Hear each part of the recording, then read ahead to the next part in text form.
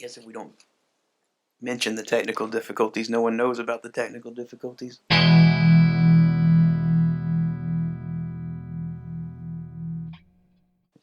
I just hope it doesn't. Hope this was working and it's not echoing. Even if we had to do it over, Yeah. I wouldn't mind. Well, good thing you don't mind doing it over. Let's see, so did you at least started the Toronto Blanc? That's correct. And then, but you haven't. I haven't gotten as far as I would like, but what I've read, I'm enjoying. How far did you get? The same spot. That's all right. So it's still the you learned about, what's his name, William of Warwick. Yes. But yes. He's around a lot longer than I. Last time we talked about, like, I don't know why they started with this character that's not the main character. Right. Well, yeah. Well, the character the whole thing is named after. Mm-hmm. But so far, the William dude's he's around for a minute. Like I said, I'm much further than I thought I was going to be. Oh, I didn't. Really? Yeah. Do you have? What page number? I am reading it online, so I don't think I have page numbers. Right. But what page number are you on?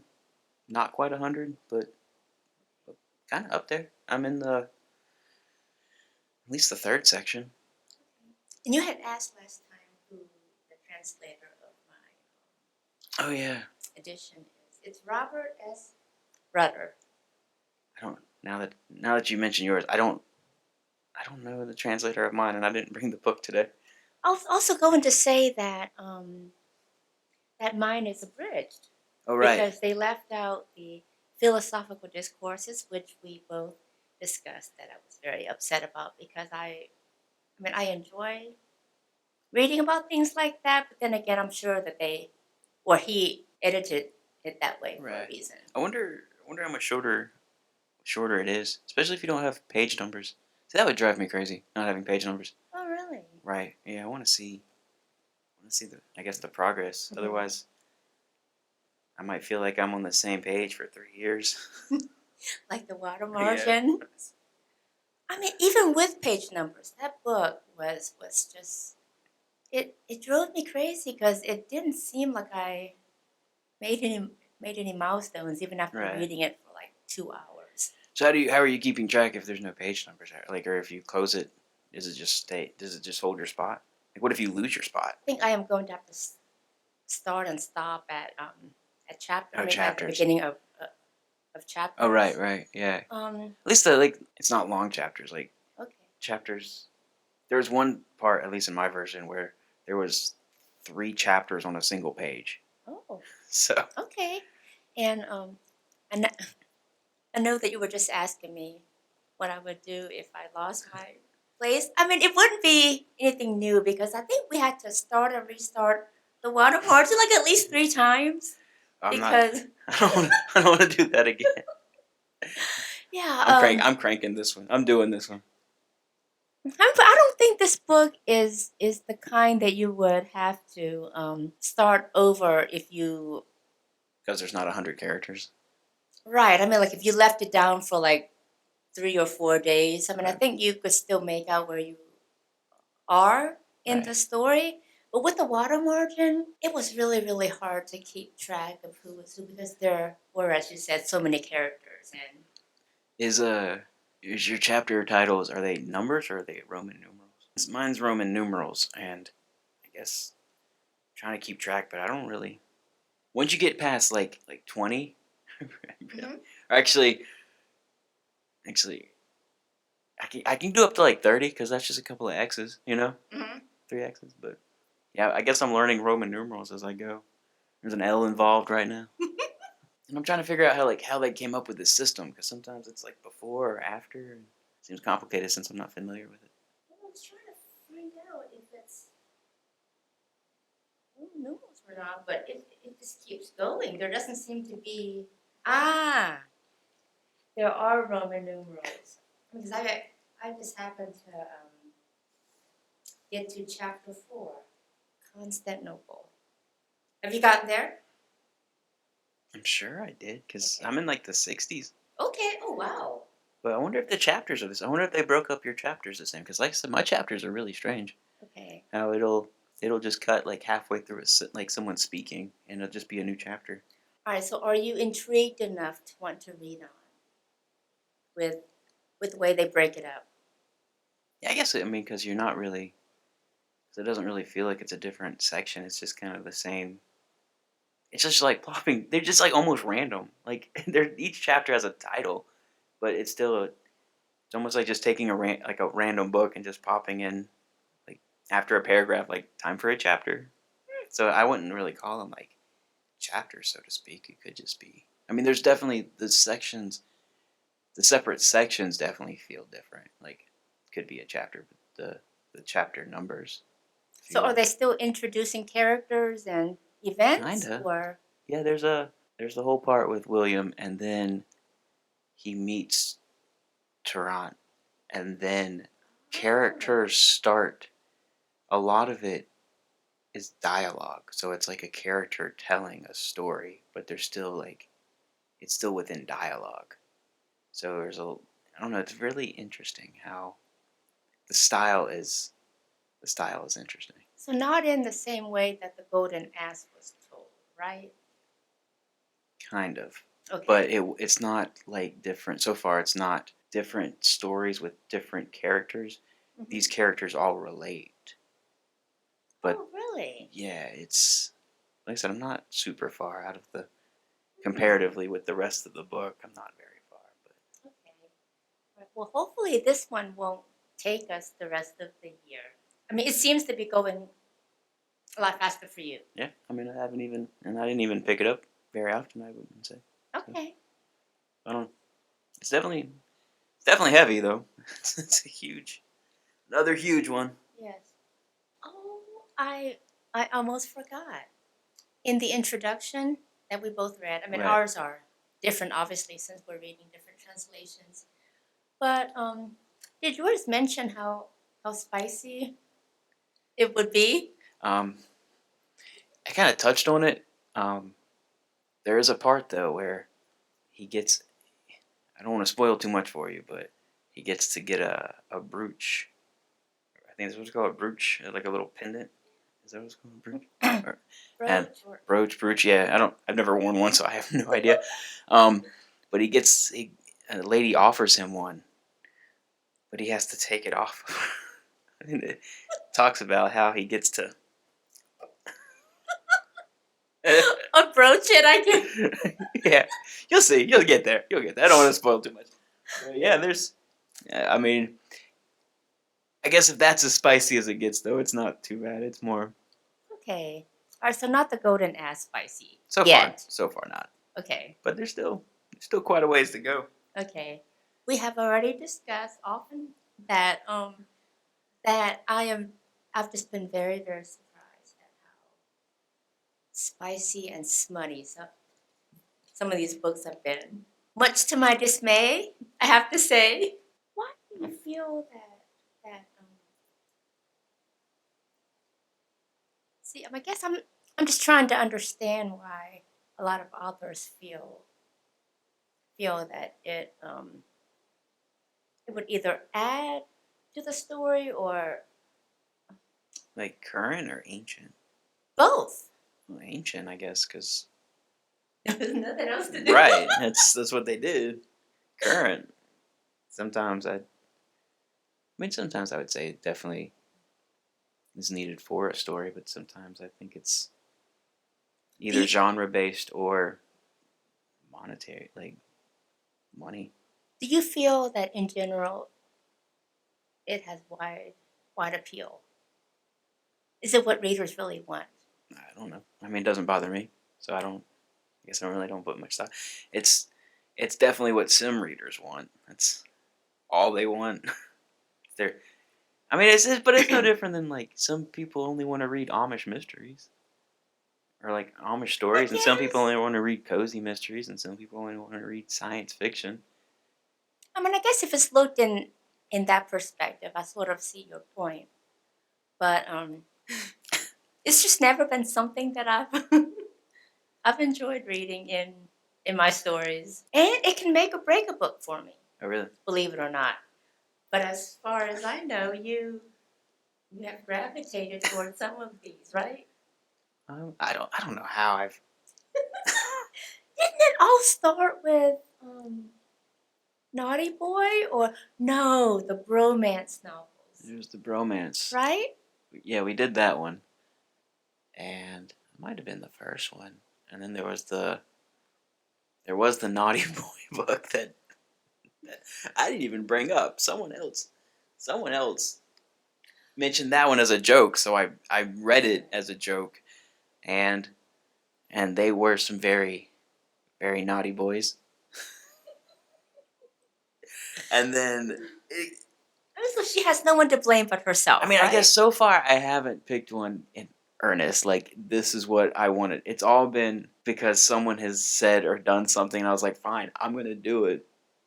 Same thing with the 50 Shades of Grey. Like, that was Barbara like joking that if I wanted to listen to the audiobook, and I was like, absolutely, and so I did. And, We just can't give you any kind of challenge. and then I told her all about it because it was her idea. That's what you get, right? For Yeah. I guess sometimes though it just seems out of place or like almost unnecessary. Mhm. Or maybe I just don't.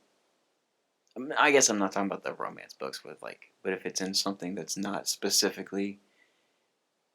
where it's not relevant to the story. Or it just seems like it's kind of plopped in there. Sometimes I do Okay. think that Okay. where just when it's describing certain features with much more detail than it probably needs to be. Mm-hmm. There was another one that I did read. I read that roommate book. What Yeah. roommate? That's I the think one. I vaguely remember this one. That's the one that was like, I guess it was on TikTok or something, and and Colby checked it out, and so I read it. And I don't know. I don't know. I guess I'm like not like partial to him or anything. But I guess it just if do you see but the appeal though? yeah, I mean if that's what you're into. But I also like I don't. There's not really something that I wouldn't because I read that there was that YA book about the girl who could hurt people if they touched her. That was all over TikTok. And so Colby checked it out, but she couldn't get into it. But I read it. It's the same. It was like a science fiction book. And there's not some. I guess there's not really anything, not a particular genre that I would turn down. I don't know. I guess. No, you have amazed me. You have been able to read many, many things that I just Yeah. would not be able to. Yeah. So you did finish Twilight, right? Did finish Twilight, and then finished Pride and Prejudice. I felt like it was just more like a social commentary kind of book than it is like this grand romance that everyone makes it out to be. Whereas like the movie definitely focuses on the romance between Elizabeth and Mr. Darcy. Mm-hmm. But the book, I mean, the romance was there, and yeah, they get together and they realize that the miscommunications, but it was more of like a I don't want to say a comedy of manners, but like more of like a social. It just didn't feel as like the grand romance that everyone No, I see what you mean. makes it seem to be. Where it was there, but there was also like a lot of the other like subplots and stuff that the movie doesn't touch on because they focus on the romance part. Mm-hmm. I've read it, but it's been a few years. Do you feel that your experience for 50 Shades of Grey would have been different if you had read it versus listening to it?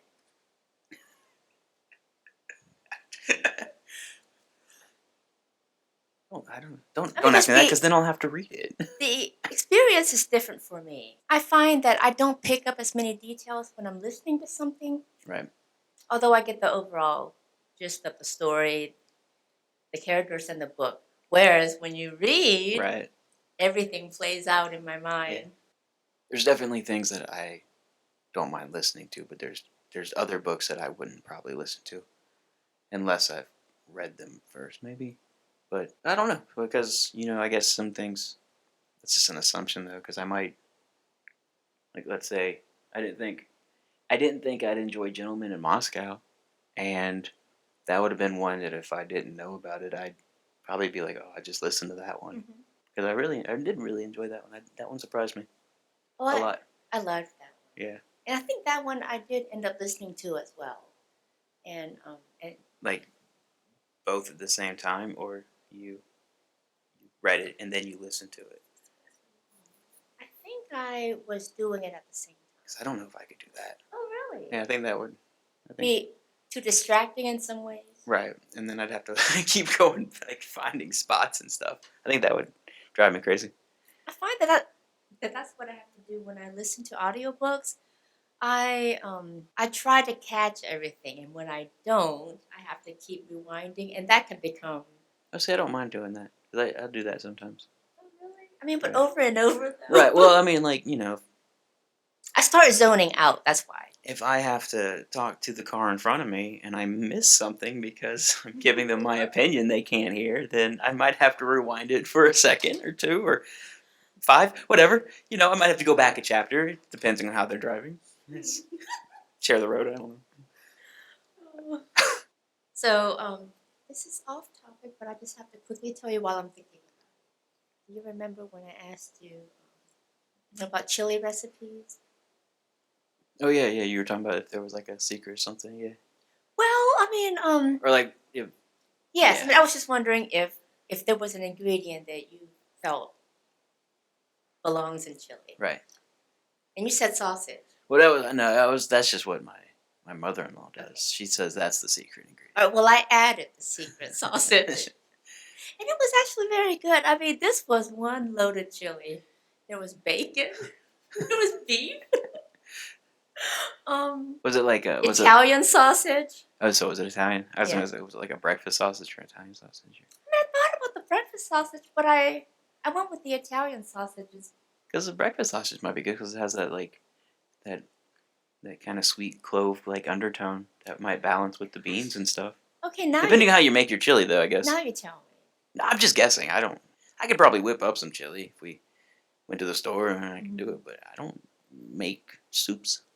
It's not my favorite dish, but that was just the one dish that always got me. I mean, I could never make it taste right, but I think I am getting close, considering the fact that I've made it like 2 or 3 times already. So you're just trying to. So you just want to make it right. You're not making it like your family's not like requesting chili.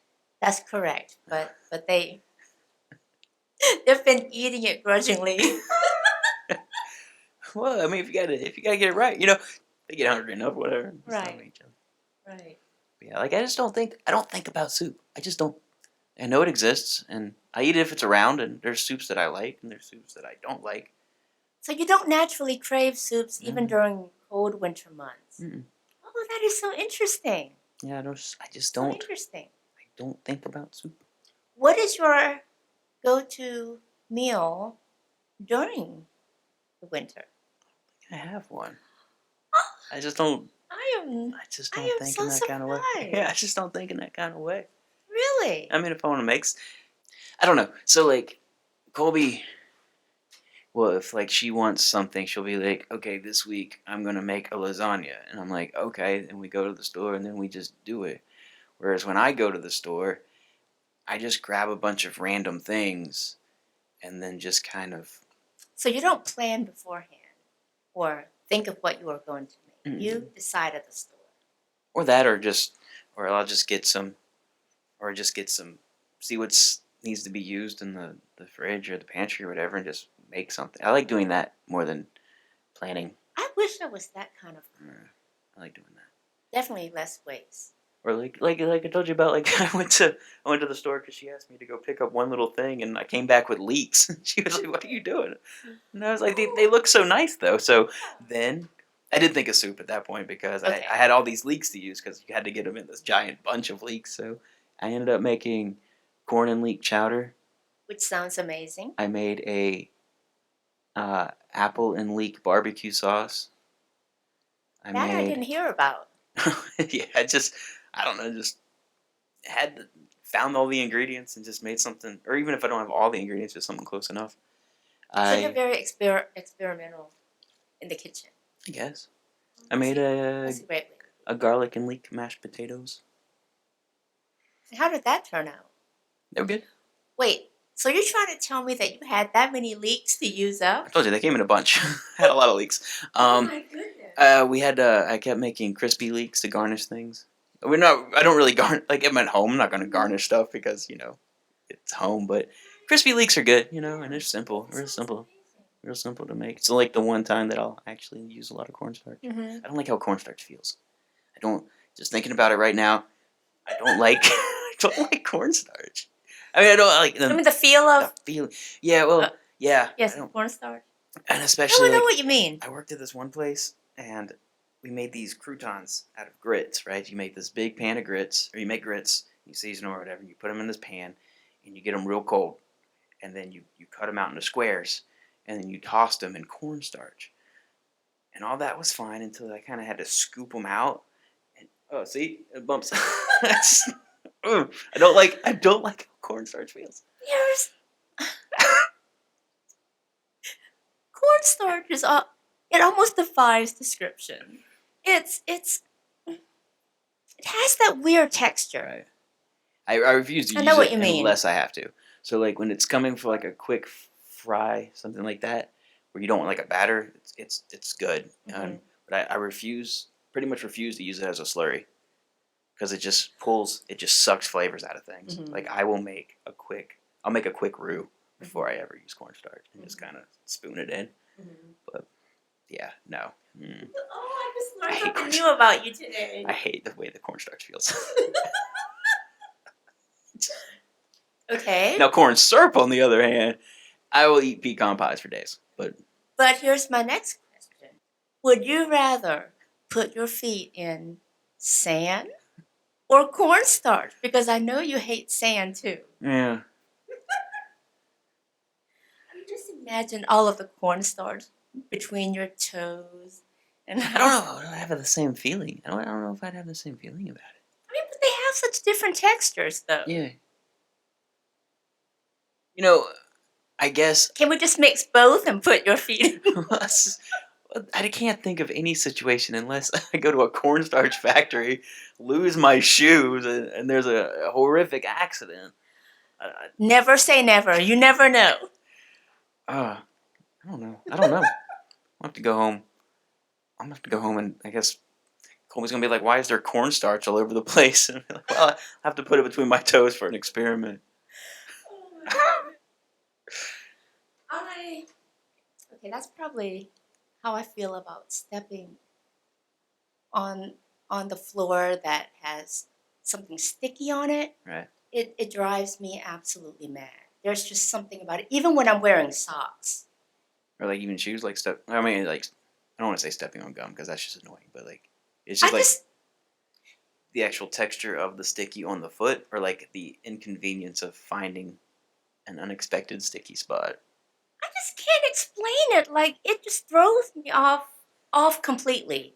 Um, like for instance, I had on socks in the house and I stepped on something that my kids may have gotten on the floor and it stuck to my socks. So every time I walked, there was that feel. Like that resistance, I Right, guess. that like millisecond where it's just Yes. yeah. And That'd I be mean, annoying. I don't know. That's just enough to drive me crazy. I can get that. I get that. Well, just put a little cornstarch on it. It'll dry it right up. It's just. Oh my! All right, look, you are giving me too many ideas, Ryan. Kathleen and I. y'all, y'all doing something with cornstarch? Oh my goodness. I mean, but I find it so interesting that I mean I know you're a foodie, but I just I mean as a foodie, do you crave certain foods? I mean, because I know I definitely do, but you don't seem to me. I don't know. I don't know if I'm a foodie. I don't know if I would You describe don't think myself. so? I don't know. Cause that kind of like you definitely are. Cause you like the present. I guess I do like the presentation and stuff, but I don't know. I guess I'm a different Foodie. kind of foodie. Do I crave? Well, you're very experimental, and I just love the idea of food. I like the idea of food. I think I just like the Okay. idea of foods. Okay. I don't know if. I guess everyone gets cravings for something, but I don't know if I like get to the point where I have to go make something. Where I'm more like I am so surprised. I would really. say mine's more of there is something in the fridge that needs to be eaten, so I'm going to go ahead and eat this thing. But you're a practical foodie. I guess I don't know. But I guess my experience with food has always been on like the preparation side, where I less of the serve me side, not serve me, but like I got to eating stuff, but I always was on the. Yes. I've had a lot of years on the other side of it, of dealing with those people who. Oh my goodness! Yeah. Yeah. The serving part was never for me. Yeah. Yeah. Okay. My mom was an excellent cook, so that's why it's just almost ingrained in me. That's important, though. That'll do it, yeah. She's a natural. She's naturally a great cook. She just seems to understand how the flavors meld together. Right. And so I think I may have gotten it from her. I don't know. You said melding flavors. I also made a had leftover like cucumbers and there was a melon, so I made like this. I added some leeks to this and made like a Asian kind of dressing kind of thing. Oh my goodness! Yeah, little rice vinegar, little sesame oil. Okay, so here's what I'm going to do. Expect a text from me sometime soon because I'm going to open my fridge and say, Ryan, I have this, and that. What can I make? I mean, worst case scenario, if you have at least salt and pepper, bare minimum, that's all you need. Bare minimum. Then everything else you just build from there. So you add your other profiles, but bare minimum, all you need is salt and pepper. Do they work out for you 90% of the time, or like you just have to concede, defeat? Oh well, that wasn't so great. Some things are definitely better than others, but there's never really been anything that's unless like the time that the lid fell off the garlic and the whole thing when that wasn't you couldn't eat that, but most of the time it works out to at least be everything at least tastes good. It's just I don't want to I'm gonna sound like I'm tooting my own horn, but no, but wow, I mean I'm impressed. But I mean you can definitely overdo it. There's some things are like I said they're better than others, but they're not like awful. They're not like you have already. I mean I was already convinced of your culinary skills, but you proved it on Family Fun Night. Oh, with our Funyays. I mean, I was cranking them out. No, that was just so much fun. I mean, they truly were a cross between funnel cakes and beignets. I mean, so I just thought that the name fit perfectly. But well, you came up with it. Well, our patrons really enjoyed it. They were not selling until you started calling them Funyays, and then who would not want to eat a Funyay, right? Well, it went from nobody to everybody. Made so many. Wow, so that was fun. That was really fun. But is food ever? I mean, has food been mentioned in any of our books? There's been like feasts, but it hasn't been like a focal point. I don't think that I can. I hope we read at least one book that is just so descriptive of the meals and feasts. I'll be in heaven. But I guess now that we're talking about it, I guess I read books like I cook, where I just pick something up and that's the thing that I'm going to do. I didn't even think about that. I don't really plan it out. I mean, there's stuff that I want to get to, but I don't really. I wouldn't say I have a set list and I have to follow. I don't have a recipe of books, so to speak, and that I follow. You try almost everything. Some are better than others. Yeah, there's been some winners and some losers. Oh my goodness. Do you make yourself finish the books that you really don't enjoy just to finish it, or what's your mindset behind that? Because I am definitely not that kind of reader. Right. I mean, someone made this thing and then they did it and they were like, "This is the thing that we want to use," and I guess I just want to see what makes it work or what makes it not. Sometimes I'll purposely choose something bad because everyone says it's bad, and I want to see why. what makes it so awful. Fair enough. And that's the same reason people want to read great books is because they want to see what makes it so great. Mm-hmm. I think that's part of it. But there is one book in particular that I can remember that was so bad. So that I forced myself, besides Genji, That's what I was going to ask. that I forced myself to finish just because I'd started it and I'd gotten that far and I was like, well, let's see if this has any sort of redeeming. But do you remember the title? I do. I don't. But it's not something you. Well, it was someone's memoir. Oh. It was so bad. Okay. Maybe if I'm older, I read it when I was younger, but maybe if I picked it up now, it might hold some merit. But I'm probably never ever going to pick it up again. I mean, so that's what intrigues me most about it, that you're able to plow through even though you dislike it. Yeah. Well, I guess it's the opposite too. Where I don't know how you stop. Like you've already invested X amount of time and pages into. But see, my view is completely different.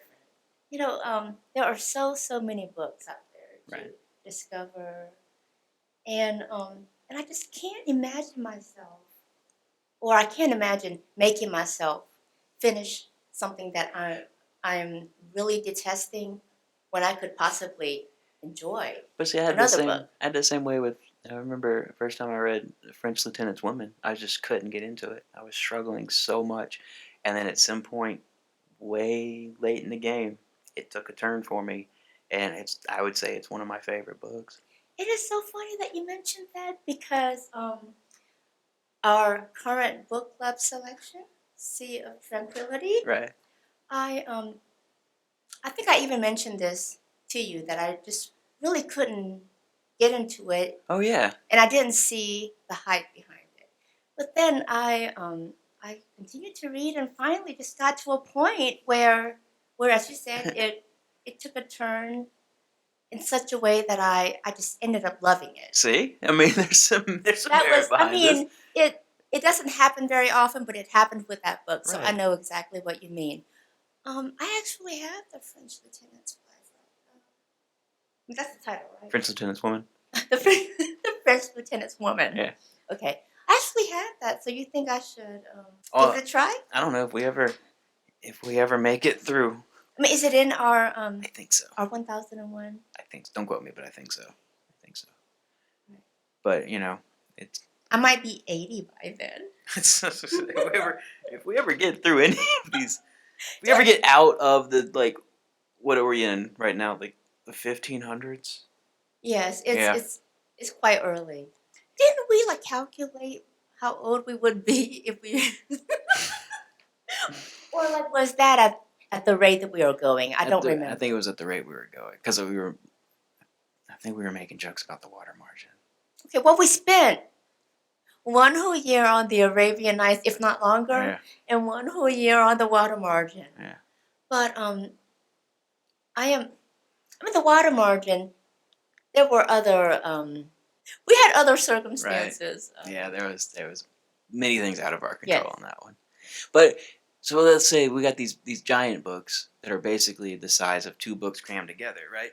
So we finish that in a month or less, then it's going to hit a point where we can do at least 2, maybe 3 books a month, and it's going to speed up, Okay. right? In theory. All right, so I might be 70 then.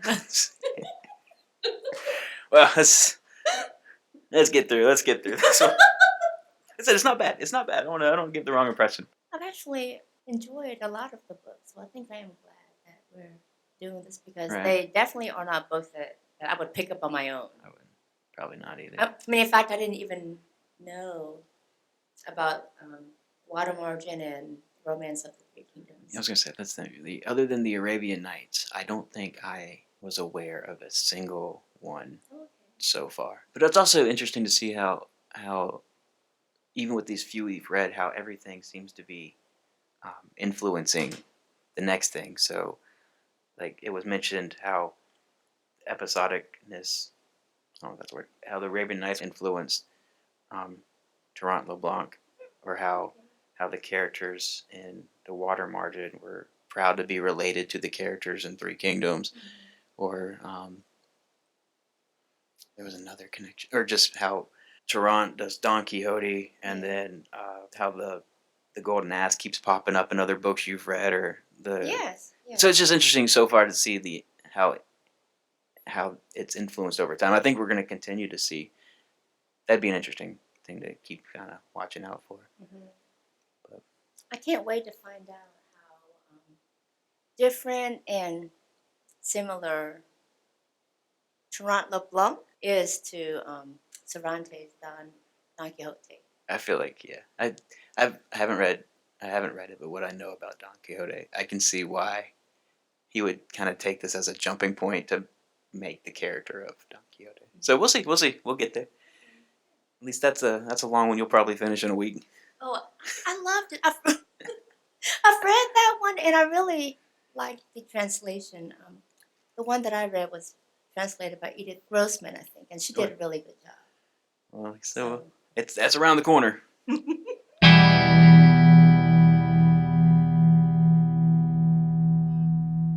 I don't know which corner it'll be, but one of these corners.